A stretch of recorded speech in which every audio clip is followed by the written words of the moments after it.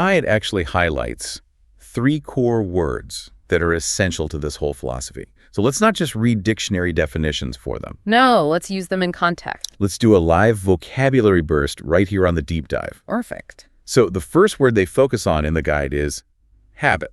Okay, so a habit is a noun. It means a repeated action. It is something you do so often that it becomes totally automatic. Like brushing your teeth in the morning. Exactly like that. And the context sentence the guide provides for this is, learning English is a good habit. Learning English is a good habit. But why focus on this specific word? Like, why is habit so important to the 15-minute plan? Because a habit actually changes your brain chemistry. Really? Yes. When you first start learning English, you have to use a lot of motivation. It feels like very hard work. Oh, definitely. But if you do your 15-minute plan at the same time every single day, maybe right after breakfast, it becomes a habit. Right. And after a few weeks, you don't need that heavy motivation anymore. You just do it automatically without thinking. So the context isn't just a sentence to remember. It's actually a strategy. Exactly. Learning English is a good habit reminds you that the goal isn't just studying. The goal is changing your daily routine. You've got it. Awesome. Okay, that brings us to the second core word in our burst. The word is blueprint. Yes. And as we discussed a little earlier, a blueprint is a noun. It means a very detailed plan. Right, the map for the house. Right. And the guide's context sentence is, this deep dive is your fluency blueprint. This deep dive is your fluency blueprint. You know, why does having a blueprint save us so much mental energy? What do you mean? Well, I notice that when I don't have a plan for my day, I spend like 10 minutes just deciding what book to read or what video to watch. Oh, that is a great point. That is actually called decision fatigue. Decision fatigue. Yes. It just means you get tired from making too many choices. If you have to choose what to study every single day, you get tired before you even start learning. Oh, wow. That makes so much sense. But a blueprint completely removes the decisions. You just wake up, you look at your plan, and you follow the steps. 5 minutes of vocabulary, 5 minutes of listening, 5 minutes of speaking. You don't have to think about it at all. You just pick up the bricks and build the house. Exactly. Okay, let's look at the third core word for our vocabulary burst today.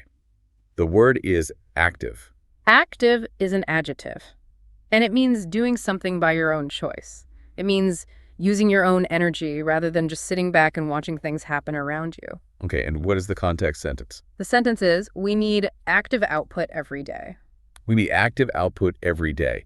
You know, it seems like active is the exact opposite of just sitting back and hoping English magically enters your brain. Yes, exactly. Making your own choice to practice is what triggers real learning in the brain. You can't just be passive.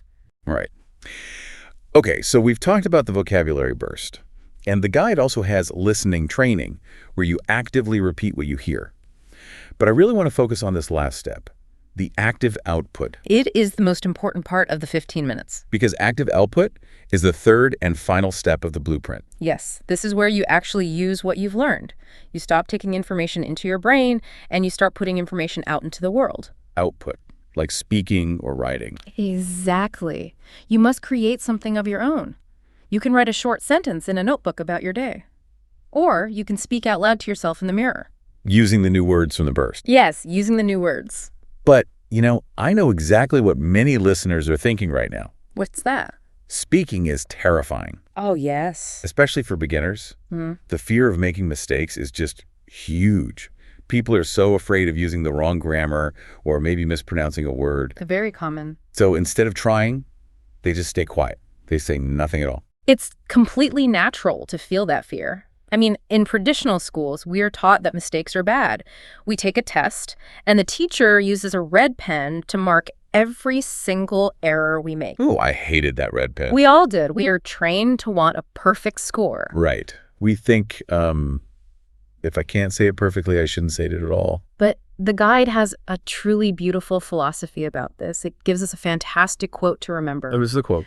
It says, "No rush. Have a go. Your message matters more than the mistakes." Wow.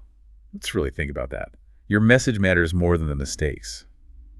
That is so powerful. It completely changes how you view learning a language. Because the true goal of learning English or any language is not to have perfect grammar. No. It's not to pass a paper test. The goal is human connection. You have an idea in your head and you want to put that idea into someone else's head. So like if I travel to a new country, And I go to a busy train station and I say, excuse me, we're train for London. My grammar is terrible. I miss some very important words. But the person points to platform 4, and I get on the right train. Exactly. Did you succeed or did you fail in that moment? Well, I succeeded. You succeeded. You communicated your message. The person understood you. The missing grammar didn't matter at all in that moment. You connected with another human being and you got the information you needed. Your message matters more than the mistakes. That takes so much pressure off the learner. It really does. You don't have to build a perfect house on day one. You just need to lay down a few bricks and see if they hold together. You can just relax, try, and have a go. Yes. When you remove the fear of making mistakes, active output actually becomes fun. Really? Yeah. You spend your last 5 minutes of the routine just trying to communicate a thought, write a bad sentence, speak a broken sentence out loud. Just do it. Just get the words out of your head. The accuracy will improve naturally over time as long as you keep using your 15-minute blueprint every day. Okay. Let's take a step back and look at the big picture of everything we explored today. We started this deep dive talking about that heavy, frustrating feeling. The feeling of being totally stuck. Right. Working hard, but getting nowhere with your English. And we discovered that the answer is not forcing yourself to study for hours until you are just exhausted. No. The answer is not staring at long, boring lists of words without any context. The answer is incredibly simple, but you have to be consistent. It is all about having a clear system, a 15-minute blueprint. Yes. You spend 5 minutes learning vocabulary and context, using real sentences so the words stick in your brain. You spend 5 minutes doing active listening. And you spend your final 5 minutes on active output, creating your own sentences and totally ignoring the fear of mistakes. And because it's only 15 minutes, you can actually build a real habit. It's amazing how a simple shift in how we approach a problem can change absolutely everything. It really is amazing. So, as we wrap up today, I want to leave you, the listener, with a direct challenge. And it's the exact challenge from our source material today. It's a great question. I want you to ask yourself, what language learning habit are you going to start tomorrow? When are you going to find your 15 minutes? Will you do it with your morning coffee? Or during your lunch break? Decide right now. Make the plan today so you don't have to think about it tomorrow. I want to leave you with one final thought to mull over. We've talked entirely about language learning today, but think about this. Okay. If taking just 15 minutes a day to follow a clear blueprint can completely change how you learn a difficult language, what else could it change? Oh, that's a really interesting question. What other huge, overwhelming goals in your life might suddenly become possible? Maybe you want to learn to code. Or maybe you want to finally write that book you've been thinking about. Right. Or get in shape, or learn to paint.